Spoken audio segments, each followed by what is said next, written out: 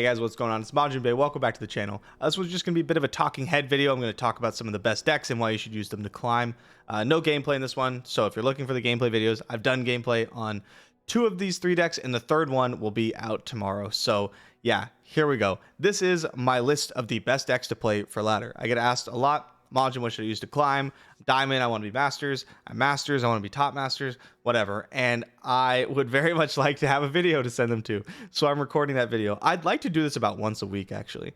But I'm just going to go over what I think the best picks to start climbing are, or finish your climb, or whatever. I've been using these decks to climb over basically everything else, specifically one of them, which I will talk, and have seen quite a bit of success. The climbing in Masters is really tough because you have to win about 63% just to gain any LP over any amount of games, and so you have to be really picky with what decks you want to play. I've had quite a bit of ladder experience this season, and these are the 3 that I came up with that I think give you the best odds to climb. Number 1 is Jinx Lulu. No surprise, this is the premier aggro deck in the game right now. Incredibly strong deck, really strong board presence early with Lulu and all the discard outlets. You get to get out there really fast. You have Sneezy Biggle Dust to really capitalize on going wide early. And then if that's not enough, you have the really strong burn package of Get Excited, Pokestick, and Jinx to go over the top, which is terrifying, honestly.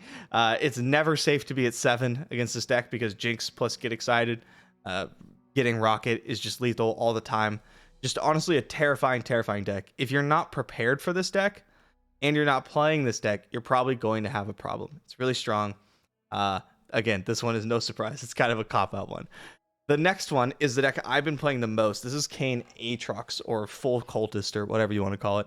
I like this deck. I feel like it has a lot of play, and this particular version I like a lot. I think Shadowblade Fanatic is not very good. That is the 3-mana 3/3 quick attack that gives you the 4/3 ephemeral. Not a fan.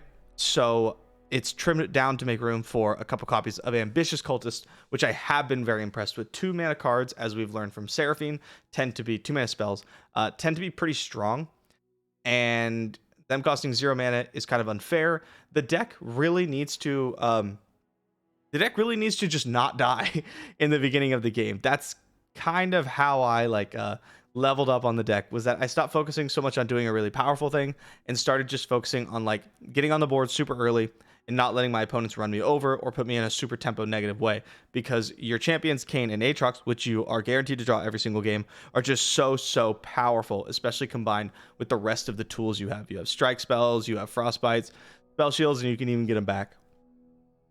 Honestly, just a really incredible deck.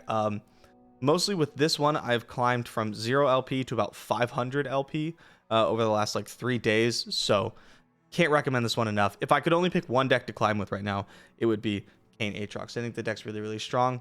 It has some matchups that are not my favorite to play, like FTR, but because of how powerful the darkened weapons are, because of how strong your champions are, and honestly how quickly you can get out on the board with a good draw. With a triple 1-drop draw on a weapon, you push a lot of damage really fast. Even those matchups can be fine. You have what I would call a puncher's chance in every single matchup. What you're doing is really powerful. So if your threats line up well against your opponent's answers, you're just going to win the game, even if it's not a very good matchup for you. And I really like having that kind of power on my side. I'm really happy with this deck because the Talia Ziggs matchup I think is really good. For Kayn Aatrox, I think it's at least 60-40, might even be better than that. And I see a lot of Talia Ziggs on ladder right now. I'm seeing a lot of Shurima on ladder right now. And Kayn Aatrox just kind of eats up small ball mid-range because you're just bigger. You're bigger, you're healing a bunch, so if they get out too far ahead, you can heal it back up. You have things like Challenger, you have really good strike spells, right? It's just really hard for a mid-range deck to kind of out mid-range you, because eventually you just cast World Ender and you're going to win the game. 10 out of 10. I like this one a lot. There's a YouTube video on it on the channel right now. And then the final deck, this is one I've been playing with a bit after I got destroyed on ladder by twice. Excuse me. This is Red Gwen, right? Shocker. But this one's different. This Red Gwen is all in on Opulent, Foyer, and Katarina, right? It's really looking to abuse those 2 things, and it does this really well. I don't know if it's pronounced Foyer or Foyer, so I just say Foyer because it's more fun. Opulent Foyer, really, really powerful. On turn 3, if it's your opponent's attack token and they develop, you could play it and you get a free 2-1. They don't want to attack into that. On your turn, you get another 2-1, and then all of a sudden you have 2 hollowed stacks. And every single turn you have a hollowed stack.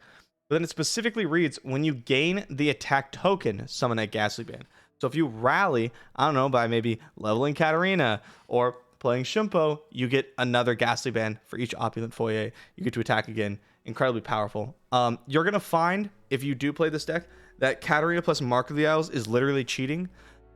If Katarina has Ephemeral and she strikes, she still levels and bounces back to your hand. She does not die.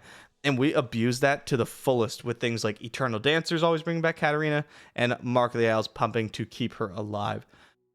Honestly, it's a Katarina rally deck, and it does some pretty unfair things, especially with the addition of 3 full copies of Might. Might just lets you push over the top. If you're able to attack twice, like with a Gwen, right? You play Gwen, you attack, you play Katarina, you attack. That Gwen, because of getting hollowed stacks twice, is going to be gigantic. And then if you Might them, you can also usually just deal like 15, 16 damage there, which is pretty absurd. Some people are worried that once the tech gets out, that people will be more ready for it. They'll start playing around Might, and I think they will start doing that, but I also think they're just going to die to Might a lot. If you're really smart and you pick your battles with Might, it's really, really tough for most decks to play around, because they already have to commit resources to deal with what you're putting in front of them. Otherwise, like Katarina, Gwen, Opulent Foyer, all the hollowed units, they're just going to run them over. And then, especially when like they go, okay, I'm going to remove your Gwen, I'm going to put some like 2 spells on the stack, and then you hit them with Mark of the Isles plus Might, like there's no coming back from that. You're gonna pump over their stuff and absolutely destroy them. This deck has been so much fun, honestly, like a ton of fun, and you should see the video for that one out tomorrow. So yeah, those are my 3 decks that I would pick to climb right now. I know, super short video, but I'm trying to keep this one kind of bite-sized. Let me know if this is the link you guys would like. Maybe longer for me to go a little bit more in depth on each deck, or maybe shorter and I just give really brief outlook. So yeah, let me know. Thank you guys for coming by. See you next time.